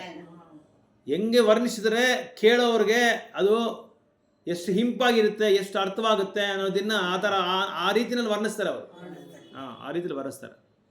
ಆ ವೇದಗಳ ದಿವ್ಯ ಧ್ವನಿಯ ಮೂಲಕ ಆತ ಕಾಣುತ್ತಾನೆ. ವೇದಗಳು ಓದ್ತಾ ಇದ್ರೇನೆ ಕಾಣ್ತಾನಂತೆ ಆ ಧ್ವನಿಯಿಂದ. ಸೊ ಸಾಕ್ಷಾತ್ಕಾರನೂ ಆಗುತ್ತೆ ಅಂತ ಹೇಳ್ತಾ ಇದ್ದಾರೆ. ಅಂತೆಯ ಭಗವದ್ಗೀತೆಯ ಭಗವಂತನ ಧ್ವನಿ ಪ್ರತಿನಿಧಿ, ಭಗವಂತನ ಧ್ವನಿ ಅವರಿಂದ ಅಭಿನ್ನ. ಸೊ ಭಗವಂತನ ನಾಮಕ್ಕೆ, ಧ್ವನಿಗೆ ಅಂತರ ಇಲ್ಲ ಅಂತ ಹೇಳ್ತಾ ಇದ್ದಾರೆ. ಒಟ್ಟಾರೆಯಾಗಿ ಹೇಳುವುದಾದರೆ ದಿವ್ಯ ಧ್ವನಿಯ ಸತತ ಸಂಕೀರ್ತನದಿಂದ ಭಗವಂತನ ಕಾಣಬಹುದು, ಕೇಳಬಹುದು. ಸೊ ಭಗವಂತನ ದಿವ್ಯ ಅಂದರೆ ಇಲ್ಲಿ ಒಟ್ಟಾರೆ ಹೇಳುವುದಾದರೆ ದಿವ್ಯ ಧ್ವನಿಯ, ಭಗವಂತನ ದಿವ್ಯ ಧ್ವನಿ ನಾವು ಕೇಳ್ತಾ ಇದ್ರೆ ನಾವು ಕಾಣಬಹುದು, ನೋಡಬಹುದು, ಕೇಳಬಹುದು ಅಂತ ಹೇಳ್ತಾ ಇದ್ದಾರೆ. ಅದಕ್ಕೆ ನಾಮದ ಬಗ್ಗೆ ಇಲ್ಲಿ ಹೇಳ್ತಾ ಇದ್ದಾರೆ. ಹೀಗೆ ನಾನು ಐಹಿಕ ಜಗತ್ತಿನ ಔಪಚಾರಿಕ ಸಂಗತಿಗಳನ್ನು ನಿರ್ಲಕ್ಷಿಸಿ ಭಗವಂತನ ಪವಿತ್ರ ನಾಮ ಮತ್ತು ಮಹಿಮೆಗಳನ್ನು ಮತ್ತೆ ಮತ್ತೆ ಪಠಿಸುತ್ತಾ ಸಂಕೀರ್ತನೆಗೆ ತೊಡಗಿದೆ. ಯಾಕಂದರೆ ಈ ಲೌಕಿಕ ಪ್ರಪಂಚದಲ್ಲಿ ನಾವು ಸ್ವಲ್ಪ ಬಿಟ್ಟರೆ ಏನಾಗುತ್ತೆ ಅಂದರೆ, ಆ ಸ್ನೇಹಿತರ ಜೊತೆಲಿ ಹೋಗೋಣ, ಇವ್ರ ಜೊತೆ ಮಾತಾಡೋಣ, ಅವ್ರ ಜೊತೆ ಮಾಡೋಣ, ಅವ್ರ ಬಗ್ಗೆ ಮಾತಾಡೋಣ, ಇವ್ರ ಬಗ್ಗೆ ಮಾತಾಡೋಣ, ಲೌಕಿಕ ವಿಷಯಗಳು, ಬೇಡದೇ ಇರೋ ವಿಷಯಗಳು, ಭಕ್ತಿಗೆ ಬೇಡದೇ ಇರೋ ವಿಷಯಗಳು ನಾವು ಮಾತಾಡ್ತಾ ಇದ್ದೀವಿ. ಏನಾಗಿ ಯಾವುದೇ ಅಷ್ಟೇ ಪ್ರತಿಯೊಂದು ವಿಷಯ ನಾವು ಬೇರೆಯವ್ರ ಬಗ್ಗೆ, ನೆಂಟರ ಬಗ್ಗೆ ಮಾತಾಡೋದೇನೋ ಅಷ್ಟೇ, ಸ್ನೇಹಿತರ ಬಗ್ಗೆ ಮಾತಾಡೋದನ್ನ ಅಷ್ಟೇ, ನಮ್ಮ ಫ್ಯಾಮಿಲಿ ಬಗ್ಗೆ ಮಾತಾಡೋದನ್ನ ಅಷ್ಟೇ, ಬೇರೆಯವ್ರ ಫ್ಯಾಮಿಲಿ ಬಗ್ಗೆ ಮಾತಾಡೋದನ್ನ ಅಷ್ಟೇ, ರಾಜಕೀಯದ ಬಗ್ಗೆ ಮಾತಾಡೋದೇನೋ ಅಷ್ಟೇ. ಪ್ರತಿಯೊಂದು ಇದೆಲ್ಲ ನಮಗೆ ಇದಿದೆ, ನಮಗೇನಿದೆ ಆ ಒಂದು ವೀಕ್ನೆಸ್ ಇದೆ ಎಲ್ಲರ ಹತ್ರನೂ ಇರುತ್ತೆ ಈ ವೀಕ್ನೆಸ್. ಅದನ್ನ ನಾವು ಅದರಿಂದ ಹೊರಗಡೆ ಬರಬೇಕು. ನಾರದ ಮುನಿ ಆ ಥರ ಮಾಡಿದ್ರು. ಅದು ಯಾವುದೋ ಅದು ಇಟ್ಕೊಂಡಿಲ್ಲ. ನಾನೇನು ಮಾಡಿದೆ, ಇಲ್ಲಿ ಹೇಳ್ತಾ ಇದ್ದಾರೆ ಅವರು, ಐಹಿಕ ಜಗತ್ತಿನ ಔಪಚಾರಿಕ ಸಂಗತಿಗಳನ್ನು, ಈ ಲೌಕಿಕ ಸಂಗತಿಗಳನ್ನೆಲ್ಲ ನಿರ್ಲಕ್ಷ್ಯ ನಿರ್ಲಕ್ಷ್ಯ ಮಾಡಿ ಏನು ಮಾಡಿದ್ರು, ಭಗವಂತನ ಪವಿತ್ರ ನಾಮ ಪಠಿಸ್ಕೊಂಡೇ ಓದ್ತಾ ಇದ್ರಂತೆ. ಸಂಚಾರ ಮಾಡ್ಕೊಂಡಂತೆ. ನಡೀತಾ ಭಗವಂತನ ನಾಮ ಹೇಳ್ಕೊಂಡೇ ಹೋದ್ರಂತೆ. ಹನುಮಾನು ರಾಮಾಯಣದಲ್ಲಿ ಇದಕ್ಕೆ ಸೀತೆನ ಎಲ್ಲಿದ್ದಾರೆ ಅಂತ ನೋಡೋಕ್ಕೆ ಹೊರಗಡೆ ಶುರು ಮಾಡ್ಕೊಂಡು ಹೋಗೋಕ್ಕೆ ಪ್ರಯಾಣ ಶುರು ಮಾಡ್ಕೊಂಡಾಗ ಬಲಗಡೆ ಕಾಲಿಟ್ಕೊಂಡು ರಾಮ ರಾಮ ರಾಮ ಅಂದ್ಕೊಂಡೇ ಹೋದ್ರಂತೆ. ಇಲ್ಲಿ ಲಂಕೆವರೆಗೂ ಹೋಗೋವರೆಗೂ ರಾಮನಾಮ ಹೇಳ್ಕೊಂಡೇ ಹೋದ್ರಂತೆ. ಆ ಥರ ಇಲ್ಲಿ ನಾರದ ಮುನಿ ಏನು ಮಾಡಿದ್ರು, ತನ್ನ ಪ್ರಯಾಣ ಒಂದು ನಾಮ ಹೇಳ್ಕೊಂಡೇ ಹೋದ್ರಂತೆ. ಭಗವಂತನ ದಿವ್ಯ ಲೀಲೆಗಳ ಈ ಸಂಕೀರ್ತನ ಮತ್ತು ಸ್ಮರಣೆಯ ಅವನ ಅನುಗ್ರಹವಾಗಿದೆ. ಹೀಗೆ ಮಾಡುತ್ತಾ ಪೂರ್ಣ ತೃಪ್ತನಾಗಿ, ವಿನೀತನಾಗಿ, ನಿರ್ಮತ್ಸರನಾಗಿ ನಾನು ಭೂಮಿಯನ್ನೆಲ್ಲ ಸಂಚರಿಸಿದ್ದೇನೆ. ಭೂಮಿ ಎಲ್ಲ ಸಂಚಾರ ಮಾಡಿದ್ರು. ಅವ್ರಿಗೆ ಯಾವ ಮತ್ಸರ, ಯಾರ ಮೇಲೆ ಹೊಟ್ಟೆವ್ರು ಇಲ್ಲ, ಹೊಟ್ಟೆ ಕಿಚ್ಚಿಲ್ಲ. ಆಮೇಲೆ ಯಾವ್ದ್ರ ಮೇಲೂ ಅವ್ರಿಗೆ ತೃಪ್ತಿ ಇಲ್ಲ. ಬರೀ ನಾಮದ ಮೇಲೆ ಮಾತ್ರ ಭಗವಂತನ ಸ್ಮರಣೆ ಮಾಡಿಕೊಂಡು, ಭಗವಂತನ ಸಂಕೀರ್ತನ ಮಾಡಿಕೊಂಡು ಅವರ ಅನುಗ್ರಹ ಪಡ್ಕೊಂಡು ಏನು ಮಾಡಿದ್ರು, ಮಾತಾಡ್ತಾ ಭಗವಂತ ನಾಮ ಹೇಳ್ತಾ ಹೇಳ್ತಾ ಪೂರ್ಣ ತೃಪ್ತಿಯಾಗಿ ಅವ್ರೇನು ಮಾಡಿದ್ರು, ಯಾರ ಮೇಲೂ ಒಂದು ಚೂರು ಕೂಡ ಅವ್ರಿಗೆ ಅಸೂಯೆ ಇಲ್ದಿರ ಭೂಮಿ ಎಲ್ಲ ಸಂಚಾರ ಮಾಡ್ಕೊಂಡಿದ್ರು ಅಂತ ಹೇಳ್ತಾ ಇದ್ದಾರೆ. ಓಕೆ, ಸೊ ಇಲ್ಲಿ ಭಗವಂತನ ಪ್ರಾಮಾಣಿಕನಾದ ಭಕ್ತನು ಜೀವನ ಹೇಗಿರುತ್ತೆ, ಭಗವಂತನ ನಿಜವಾದ ಭಕ್ತನ ಜೀವನ ಹೇಗಿರುತ್ತೆ ಅಂತ ನಾರದ ಮುನಿಗಳಲ್ಲಿ ತಮ್ಮ ವೈಯಕ್ತಿಕ ನಿದರ್ಶನ ಒಂದು ಎಕ್ಸಾಂಪಲ್ ಆಗಿ ಹೇಳ್ತಾ ಇದ್ದಾರೆ, ಒಂದು ಎಕ್ಸಾಂಪಲ್ ಆಗಿ ಹೇಳಿ ವರ್ಣಿಸ್ತಾ ಇದ್ದಾರೆ. ಅಂತಹ ಭಕ್ತನು ಭಗವಂತನ ಅಥವಾ ಭಗವಂತನ ಪರಂಪರೆಯ ಪ್ರತಿನಿಧಿಯಿಂದ ದೀಕ್ಷೆಗೊಂಡ ಬಳಿಕೆ ಭಗವಂತನ ಮಹಿಮೆಯನ್ನು ಸಂಕೀರ್ತನ ಮಾಡಲು ಮತ್ತು ಜಗತ್ತಿನುದ್ದಕ್ಕೆ ಸಂಚರಿಸಲು ತುಂಬ ಗಂಭೀರವಾಗಿ ತೊಡಗುತ್ತಾನೆ. ಶುದ್ಧವಾದ ಭಕ್ತನು ಯಾವಾಗಲೂ ಭಗವಂತನ ಸ್ಮರಣೆಯಲ್ಲಿರೋನು, ಭಗವಂತನ ಲೀಲೆಗಳನ್ನ ಸ್ಮರಣೆ ಮಾಡೋನು ಯಾವಾಗಲೂ ಏನು ಮಾಡ್ತಾನೆ, ಅದು ಒಂದು ಅಧಿಕಾರವಾದ ಸಂಪ್ರದಾಯದಲ್ಲಿರೋ ಒಬ್ಬ ಶುದ್ಧ ಭಕ್ತ ಏನು ಮಾಡ್ತಾನೆ, ಸಂಚಾರ ಮಾಡ್ಕೊಂಡಿರ್ತಾನೆ, ಎಲ್ಲ ಕಡೆ ಭಗವಂತನ ಪ್ರಚಾರ ಮಾಡ್ಕೊಂಡು ಹೋಗ್ತಾ ಇರ್ತಾನೆ ಅಂತ ಹೇಳ್ತಾ ಇದ್ದಾರೆ. ಸೊ ಅದರಿಂದ ಇತರರು ಭಗವಂತನ ಮಹಿಮೆಯನ್ನು ಕೇಳಲು ಸಾಧ್ಯವಾಗುತ್ತದೆ. ಇವರು ನಾಮ ಹೇಳೋದ್ರಿಂದ, ಇವರು ನಮ್ಮ ಸ್ಮರಣೆಯಲ್ಲಿರೋದ್ರಿಂದ ಬೇರೆಯವ್ರಿಗೆ ಅಲ್ಲಿ ಪಕ್ಕದಲ್ಲಿ ಯಾರ್ಯಾರು ಇರ್ತಾರೋ ಅವ್ರಿಗೂ ಇದು ಕೇಳಿಸ್ತಾ ಇರ್ತಾರೆ, ಅದು ಕೇಳಿಸ್ತಾ ಇರ್ತಾರೆ. ಇವ್ರು ಪ್ರಚಾರ ಮಾಡ್ಕೊಂಡು ಹೋಗ್ತಾ ಇರ್ತಾರೆ, ಎಲ್ಲರಿಗೂ ಪ್ರಚಾರ ಮಾಡ್ಕೊಂಡು ಹೋಗ್ತಾ ಇರ್ತಾರೆ. ನಾರದ ಮನೆ ತುಂಬ ನಂಬರ್ 1 ಪ್ರಚಾರಕರು, ಅವರು ಟಾಪ್ ಮೋಸ್ಟ್ ಪ್ರಚಾರಕರು, ಅವರಿಂದನೇ ನಾವೆಲ್ಲ ಪ್ರಚಾರ ಕಲ್ತಿರೋದು.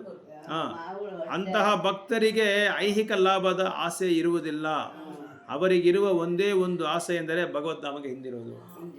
ನಮಗೆ ಸಾವಿರಾರು ಆಸೆಗಳು, ಆದರೆ ಶುದ್ಧ ಭಕ್ತರು, ನಾರದ ಮನೆ ಅಂತ ಭಕ್ತರಿಗೆ ಯಾವ ಆಸೆನೂ ಇಲ್ಲ. ಒಂದೇ ಆಸೆ ಭಗವದ್ಧಾಮನಿಗೆ ಮತ್ತೆ ಹಿಂತಿರುಗುವುದು ಅಷ್ಟೇ, ಅದೊಂದೇ ಆಸೆ ಅವರಿಗೆ. ಇದಕ್ಕೆ ಅವರು ಕಾಲಾಂತರದಲ್ಲಿ ಐಹಿಕ ಶರೀರವನ್ನು ತ್ಯಜಿಸುವವರೆಗೆ ಕಾಯಬೇಕಾಗತ್ತೆ. ಸೊ ಈ ಶರೀರನ ಬಿಡಬೇಕು. ಎಷ್ಟು ಕಾಲ ಅವ್ರಿಗೆ ಋಣ ಇದೆಯೋ ಅಷ್ಟು ಕಾಲ ಅದು ಇರ್ತಾರೆ.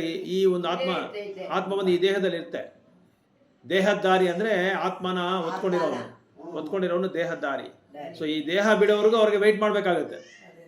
ವೆಯ್ಟ್ ಮಾಡ್ಕೊಂಡು ಏನು ತ್ಯಜಿಸುವವರೆಗೂ ಕಾಯಬೇಕಾಗುತ್ತೆ. ಭಗವದ್ಧಾಮಕ್ಕೆ ಹಿಂದಿರುವುದು ಅವರ ಜೀವನದ ಅತ್ಯುನ್ನತ ಗುರಿಯಾದ್ದರಿಂದ ಅವರು ಯಾರ ಬಗ್ಗೆಯೂ ಎಂದೂ ಮತ್ಸರ ಪಡುವುದಿಲ್ಲ.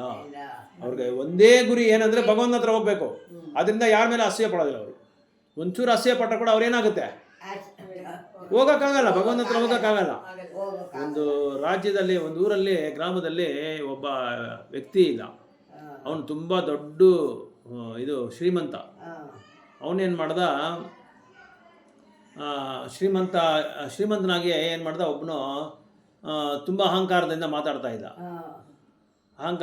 ಒಬ್ಬ ಒಂದು ಸ್ನೇಹಿತ ಬಂದು ಹೇಳ್ದ, ನೋಡಪ್ಪ, ಈ ಥರ ನೀನು ರಾಜನಾಗಿರ್ಬೋದು, ಆದರೆ ಈ ಥರ ನೀನು ಅಹಂಕಾರ, ಇದು ಬೇರೆಯವ್ರ ಮೇಲೆ ಅಹಂಕಾರವನ್ನು ಬಿಡ್ಬೇಕು. ಇನ್ನೊಂದು, ನೀನು ಬೇರೆಯವ್ರ ಮೇಲೆ ಅಸೂಯೆ ಪಡಬಾರ್ದು. ನೀನು ಬೇರೆಯವರೆಲ್ಲ ಬಡವನಾಗಿದ್ದಾರೆ, ನಾನು ಹಂಗಿದ್ದೀನಿ, ನಾನು ಹಿಂಗಿದ್ದೀನಿ ಅಂತ ನೀನು ಅಹಂಕಾರ ಬಿಡಬಾರ್ದು. ಬೇರೆಯವರು ಶ್ರೀಮಂತರಾಗ್ಬಿಡ್ತಾರೆ ಅಂತ ನೀನು ಅಸೂಯೆ ಪಡಬೇಡ ಅಂತ ಅವರು ಉಪದೇಶ ಕೊಡ್ತಾ ಇದ್ದಾರೆ. ನೀನು ಯಾವನ ಹೇಳೋದು, ಹೋಗಲ್ಲ ಅಂತ ಹೇಳ್ಬಿಟ್ಟು ಕಳಿಸ್ಬಿಡ್ತಾರೆ. ಸರಿ ಹೊರಟೋಗ್ಬಿಡ್ತಾರೆ.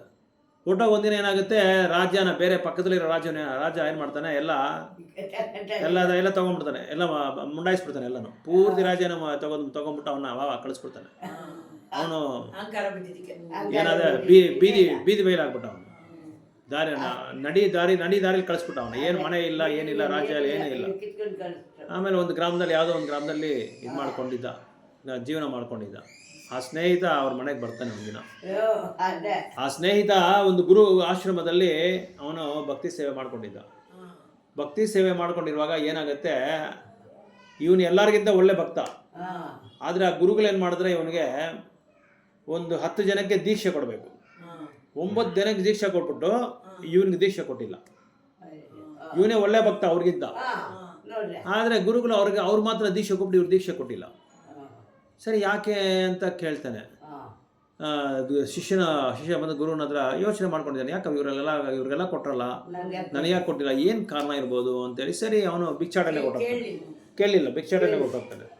ಭಿಕ್ಷಾಟನೆಗೆ ಹೋಗುವಾಗ ಏನಾಗುತ್ತೆ ಅಂದರೆ, ಇವನು ಹಳೆದೆಲ್ಲ ಜ್ಞಾಪಕ ಮಾಡ್ಕೊಂಡಿರ್ತಾನೆ. ಇವನು ಹೋಗ್ತಾ ಆ ರಾಜ ಬಂದು ಆ ಗುಡಿಸಲ ಅಲ್ಲಿರ್ತಾನೆ, ಆ ಗ್ರಾಮದಲ್ಲಿ ಇರ್ತಾನೆ. ಆ ರಾಜ ಇದಾಗ್ಬಿಟ್ನಲ್ಲ, ನಷ್ಟ ಆಗೋಯ್ತಲ್ಲ ಅವನಿಗೆ. ಅವನ್ನೆಲ್ಲ ಭೌತಿಕ ಸಂಪತ್ತೆಲ್ಲ ಕಳ್ಕೊಂಡು ಯಾವುದೋ ಒಂದು ಮನೆಯಲ್ಲಿ ಇರ್ತಾನೆ. ಗುಡಿಸಲಲ್ಲಿ ಇರಲ್ಲ, ಒಂದು ಮನೆಯಲ್ಲಿ ಇರ್ತಾನೆ. ಚೆನ್ನಾಗಿರ್ತಾನೆ, ಪರವಾಗಿಲ್ಲ, ಅಷ್ಟೊಂದು ರಾಜನಾಗಿರಲ್ಲ. ಯಾರೋ ಸಾಮಾನ್ಯ ಒಂದು ಸಂಸಾರಿ, ಆ ಸಾಮಾನ್ಯ ಸಂಸಾರಿ ಹೆಂಗಿರ್ತಾನೆ ಆ ಥರ ಗೃಹಸ್ಥನಾಗಿರ್ತಾನೆ. ಅವನ ಹತ್ರ ಹೋಗ್ತಾನೆ. ಅವನ ಹತ್ರ ಹೋಗುವಾಗ ಭಿಕ್ಷಾ ಕೇಳ್ತಾ ಇರ್ತಾನೆ. ಆ ಭಿಕ್ಷಾ ಕೇಳುವಾಗ ಇಬ್ಬರು ನೋಡ್ತಾರೆ. ಇಬ್ಬರು ನೋಡುವಾಗ ಆವತ್ತು ಇವನು ಹೇಳಿದ ಉಪದೇಶ ಅವನಿಗೆ ಜ್ಞಾಪಕ ಬರುತ್ತೆ ಈ ರಾಜನಿಗೆ. ಓ, ಇವನು ನನ್ನ ಸ್ನೇಹಿತ ಅಲ್ಲ, ಇವನು ಅವತ್ತು ನನಗೆ ಹೇಳ್ದ, ಇವನಿಗೆ ಆವತ್ತು ಅವನೇನು ಅನ್ಕೊಂಡ ರಾಜ, ನನ್ನ ಮೇಲೆ ಇವನಿಗೆ ಹೊಟ್ಟೆವರಿ ಇದೆ, ಅಸೂಯೆ ಇದೆ ಅಂತ ಅನ್ಕೊಂಡ. ಬಟ್ ಇವನಿಗೆ ನಿಜವಾಗಿ ಅವನ ಮೇಲೆ ಅಸೂಯೆ ಇತ್ತು. ಅಸೂಯೆ ಇದ್ಕೊಂಡು ಅವನು ಹೇಳ್ದ ಇವನಿಗೆ. ಅದೇ ರಾಜ ಏನು ಮಾಡ್ದ, ಇವತ್ತು ನೀನು ಕೊಟ್ಟಿದ್ದ ಉಪದೇಶ ನಿಜವಾಗಿ ನನಗೆ ಆವತ್ತು ಕಸರೆಯಾಗಿತ್ತು, ಆದರೆ ನಿಜ ಆಯ್ತು ಅದು. ನಿಜವಾಗಿ ನಾನು ಬೇರೆಯವ್ರ ಮೇಲೆ ನಾನು ಅಸೂಯೆ ಪಡಬಾರ್ದು ಅಂತ ಹೇಳ್ಬಿಟ್ಟು ಹೆಂಡ್ತಿನ ಕರೆದು ಅವ್ನು ಕೂರಿಸ್ಬಿಟ್ಟು ಎಲ್ಲ ಧಾನ್ಯಗಳೆಲ್ಲ ಕೊಡ್ತಾನೆ, ಧಾನ್ಯ ಇದೆಲ್ಲ ಕೊಡ್ತಾನೆ. ಆವಾಗ ಇವನಿಗೆ ಸಾಕ್ಷಾತ್ಕಾರ ಆಗುತ್ತೆ.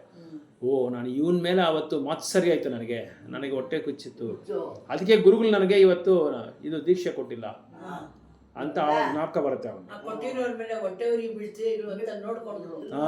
ಇವನ ಗುರುಗಳು ಗೊತ್ತಾಗ್ಬಿಡ್ತಲ್ಲ, ನಿಜವಾದ ಗುರುಗಳಿಗೆ ಶಿಷ್ಯ ಏನು ತಪ್ಪು ಮಾಡ್ತಾನೆ, ಅವನ ಮನಸ್ಸಲ್ಲಿ ಏನಿರುತ್ತೆ, ಅವನ ಹೃದಯದಲ್ಲಿ ಏನಿರುತ್ತೆ, ಅವನ ವ್ಯವಹಾರ ಹೇಗಿರುತ್ತೆ, ಇದೆಲ್ಲ ಗೊತ್ತಾಗ್ಬಿಡುತ್ತೆ. ಇದನ್ನ ಪಾಠ ಕಳ್ಸೋದಕ್ಕೆ ಅವನಿಗೆ ಕೊಟ್ಟಿಲ್ಲ. ಆಮೇಲೆ ಇವನು ಸಾಕ್ಷಾತ್ಕಾರ ಬಂದು ನಾನು ಮಾಡಿದ ತಪ್ಪು ಇನ್ಮೇಲೆ ಅವನ ಹತ್ರ ಅವನ ಸ್ನೇಹಿತರ ಹತ್ರ ಹೇಳ್ತಾನೆ, ನಾನು ಅವತ್ತು ಹೇಳ್ಬಾರ್ದಾಯ್ತು, ತಪ್ಪಾಗಿ ನಾನು ಹೇಳಿದ್ದು ಒಳ್ಳೆಯದು, ಬಟ್ ಉದ್ದೇಶ ನಂದು ತಪ್ಪು. ಉದ್ದೇಶ ನೀನು ಒಳ್ಳೆಯವನಾಗಲಿ, ನಿನಗೆ ಮತ್ಸರ್ಯ ಇರಬಾರ್ದು, ಹೊಟ್ಟೆ ಇದು ಏನು ಅಸೂಯೆ ಇರಬಾರ್ದು ಅಂತ ನಾನು ಹೇಳಬೇಕಾಯಿತು. ನಾನು ಆ ಥರ ಹೇಳಿದ್ರೆ ನಾನು ಬೇರೆ ಥರ, ನಾನು ಅಸೂಯದಿಂದ ನಿನ್ಗೆ ಹೇಳ್ಬಿಟ್ಟೆ, ನಾನು ಇನ್ಮೇಲೆ ನಿನ್ನ ಬಗ್ಗೆ ನಿನಗೆ ನಾನು ಅಸೂಯೆ ಇಲ್ಲ ಅಂತ ಹೇಳಿದ್ರೆ. ಈ ರಾಜ ಏನು ಹೇಳ್ತಾನೆ, ನೀನು ಹಂಗೆ ಹೇಳಿದ್ದಕ್ಕೆ ನನಗೆ ಒಳ್ಳೇದಾಯಿತು, ನಾನು ಅದೆಲ್ಲ ಅದಿದ್ದಕ್ಕೆ ನನಗೆ ಅಸೂಯೆ ಜಾಸ್ತಿ ಇತ್ತು, ನಾನು ಇವಾಗ ಅದೆಲ್ಲ ಬಿಟ್ಟಿದ್ದು ನಾನು ಚೆನ್ನಾಗಿ ಸಂತೋಷವಾಗಿ ಬಾಳ್ತಾ ಇದ್ದೀನಿ. ಅದರಿಂದ ನನಗೆ ನಮ್ಮಿಬ್ಬರಿಗೂ ಸಾಕ್ಷಾತ್ಕಾರ ಆಯಿತು ಅಂತೇಳಿ ಇಬ್ಬರು ಒಬ್ರಿಗೊಬ್ರು ತಪ್ಪಿಕೊಂಡು ಸ್ನೇಹಿತರು ಮಾಡ್ಕೊಂಡು ಹೊರಟೋದ್ರು. ಆಮೇಲೆ ಅವನು ಗುರುಗಳ ಹತ್ರ ಹೋಗಿ ಗುರುಗಳ ಕಾಲಿಗೆ ಬಿದ್ದ. ಗುರುಗಳೇ, ನನಗೆ ದೀಕ್ಷಾ ಯಾಕೆ ಕೊಡಲಿ ಅಂತ ನನಗೆ ಕೊಟ್ಟಾಯ್ತು, ನನಗೆ ದಯವಿಟ್ಟು ಕೊಡಬೇಡಿ, ನನ್ನಲ್ಲಿ ಇನ್ನೂ ಅಸೂಯೆ ಅಂತ ಇದೆ, ಅಹಂಕಾರ ಅಂತ ಇದೆ, ಅದೆಲ್ಲ ಹೋದ್ಮೇಲೆ ನನಗೆ ಕೊಡಿ ಅಂತ ಹೇಳಿದ್ಮೇಲೆ ಸರಿ ಗುರುಗಳಿಗೆ ಅರ್ಥ ಆಗೋಯ್ತು. ಓ, ಇವನು ತಿದ್ದುಕೊಂಡ, ಇವನು ಪಾಠ ಕಲ್ತ್ಕೊಂಡ ಅಂತ ಹೇಳ್ಬಿಟ್ಟು ಬರೋ ವಾರದಲ್ಲಿ ಏನು ಮಾಡ್ತಾರೆ, ಇನ್ನೊಂದ್ಸಲ ದೀಕ್ಷಾ ಪ್ರೋಗ್ರಾಮಲ್ಲಿ ಅವ್ನು ಕರೆದು ದೀಕ್ಷೆ ಕೊಡ್ತಾರೆ. ಅಂದರೆ ಒಂಚೂರು ಅಸೂಯೆ ಇದ್ರೆ ಕೂಡ ನಾವು ಗುರುಗಳು ದೀಕ್ಷೆ ಕೊಡಲ್ಲ, ಭಗವಂತ ಒಪ್ಕೊಳ್ಳಲ್ಲ, ಭಗವಂತ ಹತ್ರ ಹೋಗೋಕ್ಕಾಗಲ್ಲ. ನಮ್ಮ ಭಕ್ತರಿಗೆ ಇರುತ್ತೆ, ಸಾಧಕರಿರ್ತಾನೆ ಭಕ್ತರು ಅಲ್ಲ, ನಾವು ಶುದ್ಧ ಭಕ್ತರು ಅಲ್ವಲ್ಲ, ಸಾಧಕರು. ನಾವು ಸಾಧನೆ ಮಾಡ್ತಾ ಇದೀರಿ ಅಷ್ಟೇ, ಸಾಧನೆ ಮಾಡ್ತಾನೆ ಇದೀರಿ. ಯಾವುದೋ ಒಂದಿನ ಅದು ಹೋಗುತ್ತೆ, ಅದು ಹೋಗ್ಬೇಕಂತ ನಾವು ಇನ್ನೊಬ್ರಿಗೆ ಬುದ್ಧವಾದ ಹೇಳ್ಬಿಟ್ರು ಅವರೇ ಕರೆಕ್ಟ್ ಆಗಿರಲ್ಲ. ಶುದ್ಧ ಭಕ್ತಿ ಅದೇ. ಅದಕ್ಕೆ ಯಾರನ್ನಾದರೂ ಒಬ್ಬರು ಒಳ್ಳೆ ಭಕ್ತಿ ಸೇವೆ ಮಾಡೋರ ಹತ್ರ ಅವ್ರ ಹತ್ರ ನಾವು ಸಾಂಗೀತ್ಯ ತಗೋಬೇಕು. ಯಾರಿಗೆ ಅಹಂಕಾರ ಇಲ್ಲ, ಯಾರಿಗೆ ಇದು ಅಸೂಯೆ ಇಲ್ವೋ ಅವ್ರ ಹತ್ರ ನಾವು ಸಾಂಗೀತ್ಯ ತಗೊಂಡು ಅವ್ರ ಹತ್ರ ಅವಾಗ ನಾವು ಸಂಗೀತ ತಗೋಬೇಕು, ಅವ್ರ ಹತ್ರ ಮಾತಾಡ್ತಾ ಇರಬೇಕು. ಉಪದೇಶಾಮೃತ ಓದಬೇಕು, ಭಕ್ತಿ ರಸಾಮೃತ ಸಿಂಧು ಓದಬೇಕು, ಭಾಗವತಂ ಡೈಲಿ ಓದ್ಬೇಕು. ಇದೆಲ್ಲ ಡೈಲಿ ಓದ್ರೇನೆ ನಮ್ಗೆ ಅದು ಹೋಗಲ್ಲ ನಮ್ಮ ಹತ್ರ. ಅಂದ್ರೆ ಇದು ಓದ್ಬಿಟ್ಟು ನಾವು ಕೆಲವು ಸಮಯದಲ್ಲಿ ಯೋಚನೆ ಮಾಡ್ಬೇಕು, ಪರಿಶೀಲನೆ ಮಾಡ್ಕೋಬೇಕು. ನಾವು ಮಾಡ್ತಾ ಇರೋದು ತಪ್ಪಾ ರೈಟಾ ಅಂತ ಪರಿಶೀಲನೆ ಮಾಡ್ಕೊಂಡು ಒಂದೊಂದು ಪರಿಶೀಲನೆ ಮಾಡಕ್ಕೆ ಭಗವಂತ ಪ್ರಾರ್ಥನೆಯನ್ನು ಮಾಡಬೇಕು. ನನಗಿದೆಲ್ಲ ಹೋಗೋದಕ್ಕೆ ನನಗೆ ಶಕ್ತಿ ಇಲ್ಲ, ನನ್ನ ಹತ್ರ ಅಷ್ಟೊಂದು ಜ್ಞಾನ ಇಲ್ಲ, ನನಗೆ ಲೌಕಿಕ ಜ್ಞಾನ ಜಾಸ್ತಿ, ಅದಕ್ಕೆ ಲೌಕಿಕದ ಲೋಕದಿಂದ ನಾನು ಬಿಡುಗಡೆ ಮಾಡಿ ನಿನ್ನ ಸೇವೆನಲ್ಲಿ ನಾನು ಯಾವಾಗಲೂ ಈಡುಪಡಿಸ್ಬೇಕು, ನಾನು ನಿಯುಕ್ತರಾಗಬೇಕು, ಅದಕ್ಕೆ ನನಗೆ ಅವಕಾಶ ಕೊಡಪ್ಪ ಅಂತ ನಾವು ಪ್ರಾರ್ಥನೆ ಮಾಡೋಣ. ಹರೇ ಕೃಷ್ಣ.